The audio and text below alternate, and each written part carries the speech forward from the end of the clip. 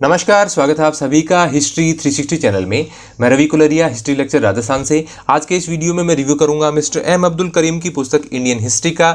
हालांकि मैंने हिंदी में ऐसी कई बुक्स के रिव्यू किए हैं, लेकिन मैंने देखा है कि काफ़ी इंग्लिश मीडियम के स्टूडेंट भी चैनल पर आते हैं, हिंदी मीडियम में अपना चैनल होने के बावजूद भी। तो उनके लिए भी मैं बीच बीच में कुछ बुक रिव्यूज़ लेकर आता रहूँगा। तो ये इंडियन हिस्ट्री की एक बुक है। इसमें मॉडर्न, मिडिवल और एंशिएंट तीनों पार्ट दिए गए हैं, तो इसलिए इंपॉर्टेंट हो जाती है। इसकी प्राइसिंग थोड़ी सी ज़्यादा है, लेकिन फिर भी मैं कहूँगा कि ये अपने प्राइस को जस्टिफाई करती है। क्यों करती है वो मैं आपको इस बुक के अंदर बता दूंगा, और बुक देखने के बाद आपको भी लगेगा कि इतना प्राइस तो इसका बनता है। अब बात करते हैं इसकी प्राइसिंग की। सबसे पहले आप इसके राइटर के बारे में जान लीजिए। एम अब्दुल करीम ये RC. Reddy IAS study circle में हिस्ट्री पढ़ाते हैं हैदराबाद के अंदर, और ये बुक इंग्लिश में आती है और इसके अलावा तेलुगु में भी आती है। इसकी प्राइसिंग की बात करें तो जो MRP है वो दे रखा है 599, और इसका जो एडिशन है वो 2019 का है, जो इसका फर्स्ट एडिशन है। इसके बाद इसका कोई और एडिशन नहीं आया है। अब 600 रुपीज़ में तो नहीं, मैंने ऑनलाइन इसको नवंबर 2020 में खरीदा था। अभी मैंने मेरी डिटेल लिखी थी ऑर्डर की अमेज़ॉन पर, तो 395 प्लस 85 डिलीवरी चार्जेस करके और 480 रुपीज़ में मुझे ये बुक मिली थी। अभी मैंने चेक किया था क्योंकि मैंने 2020 में खरीदी थी, काफ़ी महीने हो गए।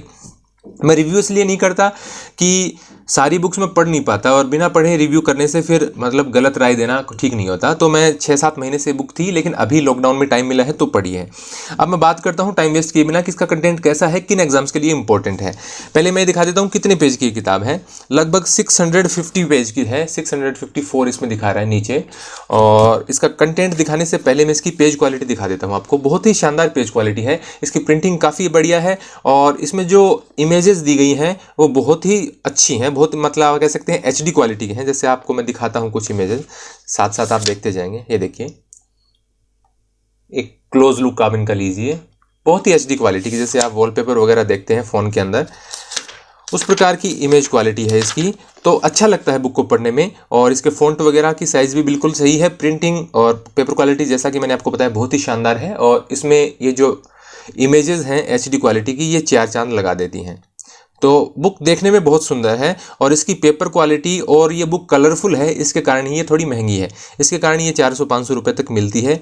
तो मैं कहना चाहूँगा कि ऐसी पेपर क्वालिटी में इससे सस्ती बुक मिलनी मुश्किल हो जाती है। बाकी फिर वो अगर प्राइसिंग कम करने का प्रयास करेंगे तो फिर पेज क्वालिटी और ये जो कलरफुल इमेजेस हैं ये नहीं दे पाते हैं, कोई भी नहीं दे पाता है, फिर इनका प्रॉफिट मारा जाएगा फिर तो।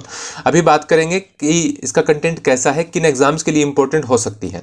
पहली बात तो मैं ये कहूँगा कि इस बुक में गलतियाँ बहुत ही कम है। काफ़ी अच्छे तरीके से इसकी प्रूफ रीडिंग की गई है, इसके कारण गलतियाँ कम देखने को मिलती हैं। ये देखिए, आप चित्र वगैरह मैं दिखा रहा था। चलिए अब चित्रों को बंद करते थे, साथ में देख लेना। अभी मैं कंटेंट दिखा देता हूँ क्या दिया गया है इसके अंदर। जैसे यहाँ से स्टार्ट है सोर्सेज से। ये देखिए, सोर्सेज में archaeological sources, historical sources, literary sources, ये इसका पहला चैप्टर है। दूसरे चैप्टर में प्री हिस्टोरिक कल्चर्स में पैलियोलिथिक, मेसोलिथिक, न्यूलिथिक, चालकोलिथिक और प्री हिस्टोरिक रॉक पेंटिंग्स के बारे में दिया गया है। उसके बाद में इंडस वैली सिविलाइजेशन है, उसके बाद में वैदिक कल्चर है, आर्यन या वैदिक सिविलाइजेशन, उसके बाद में प्री मोरियन, मोरियन, जो भी आप देखते हैं हिस्ट्री की जो कंटेंट है, आपको पता ही है कि कौन कौन से टॉपिक होते हैं। कुछ ऐसे टॉपिक्स में जो नहीं मिलते हैं वो मैं आपको दिखा देता हूं। जैसे ये Mauryan age, post Mauryan age, Gupta, ये सब आप सभी जानते हैं, ये तो होते ही हैं सबके अंदर। उसके बाद में देखिए, द अर्ली मिडिवल पीरियड में प्रतिहार, परमार, सोलंकी, चालुक्य, चंदेल और चौहान और गढ़वाल, इन सब के बारे में दे रखा है। पाला डायनेस्टी, सेना डायनेस्टी और राष्ट्रकूटाज, चालुक्याज, चोलाज और अर्ली मुस्लिम इन्वेजन ओवर इंडिया। ये टॉपिक आपको थोड़ा देखने की जरूरत होती है कि बुक्स में दे रखे हैं या नहीं दे रखे हैं। उसके बाद में ये जो सल्तनत काल में है, उसमें जो डायनेस्टीज़ हैं 5, वो सभी आप जानते हैं, दिया हुआ होता है। उसके बाद में मुगल एम्पायर और जो सूर्य डायनेस्टी है वो भी थोड़ा सा सभी जानते हैं, इसमें दिया होता है। और टॉपिक्स भी आप देख लीजिए, भक्ति मूवमेंट, सूफीज्म, फाइन आर्ट्स, ये भी दिया गया है इसके अंदर। अब इससे आगे बढ़ते हुए आप देखिए, जो रीजनल किंगडम्स हैं वो भी अधिकांश देने का प्रयास किया गया है। Vijayanagara, Bahmani, eastern Ganges, Shahmir dynasty, Sharqi dynasty, Ilyas Shahi dynasty, Malwa, Ahom kingdom, Gujarat सल्तनत, इस प्रकार के। तो मैं सारा अब इसका आपको कंटेंट सिर्फ दिखाऊंगा, बोलूँगा नहीं, क्योंकि ये वीडियो तो इसी में निकल जाएगा फिर। और वैसे भी आप छोटा ही वीडियो देखना पसंद करते हैं, जैसा कि मैं ग्राफिक देखता हूँ। यहाँ पर ग्राफ में दिखाता है कि आप इसको स्किप कर करके बहुत छोटा करके देखने का प्रयास करते हैं। ये आप देख सकते हैं मुगल सल्तनत के बारे में। उसके बाद में मॉडर्न इंडिया में क्या दिया गया है, Portuguese, Dutch, English, Danish, French, फिर उसके बाद में कर्नाटिक वार्स, फिर ये later Mughals, conquest of Bengal, Mysore, Maratha kingdom, Sindh, Punjab, Awadh, ये सब जानकारी इसमें दी गई हैं। और बाकी आगे वही टॉपिक हैं जो आप सामान्यतः मॉडर्न हिस्ट्री की बुक्स में देखते हैं। कौन कौन से रिवोल्ट दिए गए हैं। हालांकि रिवोल्ट की पूरी लिस्ट यहाँ पर नहीं है, वो मैं आपको पेजेस कुछ दिखा दूंगा।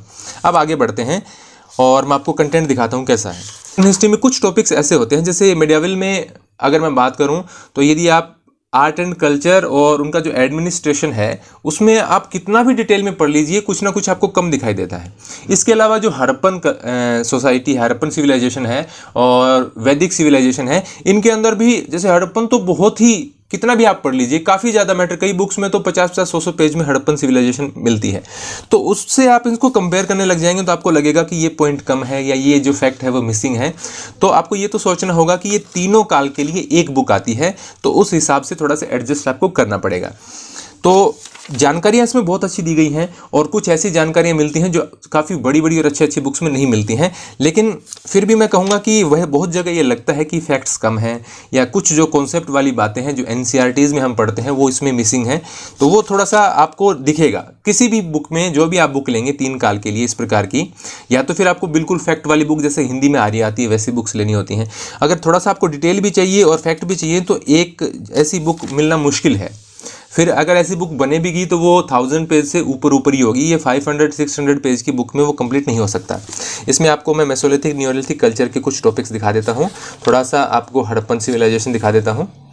और इसमें खास बात यह है कि हर चैप्टर के बाद में आपको ऑब्जेक्टिव क्वेश्चन दिए गए हैं और काफ़ी अच्छे टाइप के ऑब्जेक्टिव क्वेश्चन इसमें दिए गए हैं, जैसा कि आप इसमें देख रहे हैं।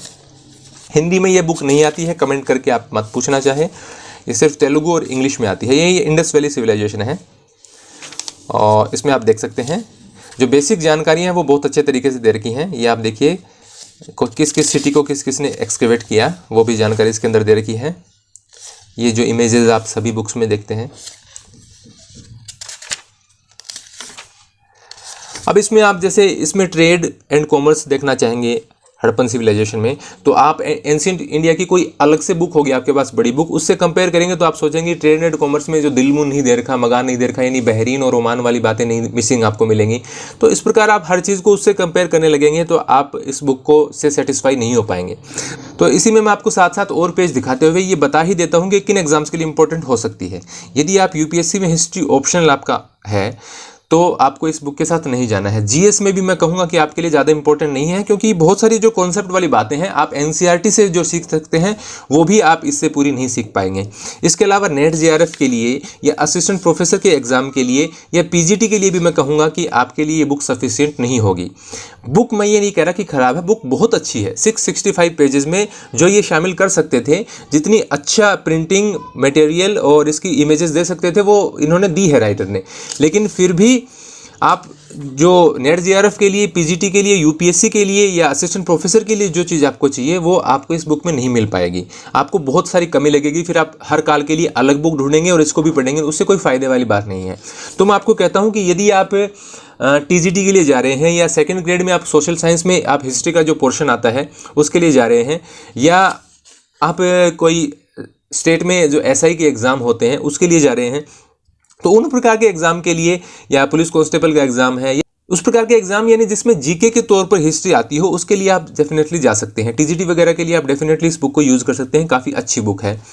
और बाकी आप यदि चाहते हैं कि UPSC में इस बुक के सहारे आप मेंस लिखने चले जाएं या नेट JRF असिस्टेंट प्रोफेसर में आप इसके सारे जाएं। हालांकि देखिए नेट ऐसा एग्ज़ाम है उसमें नेगेटिव मार्किंग नहीं होती है और आप नॉर्मल सी बुक्स भी पढ़ के जाएंगे और थोड़ा थोड़ा आपका बेसिक नॉलेज है और पेपर फर्स्ट ठीक करते हैं तो नेट आपका क्लियर हो जाता है। लेकिन JRF ऐसी बुक्स के भरोसे बिल्कुल भी कभी भी क्लियर नहीं होगा।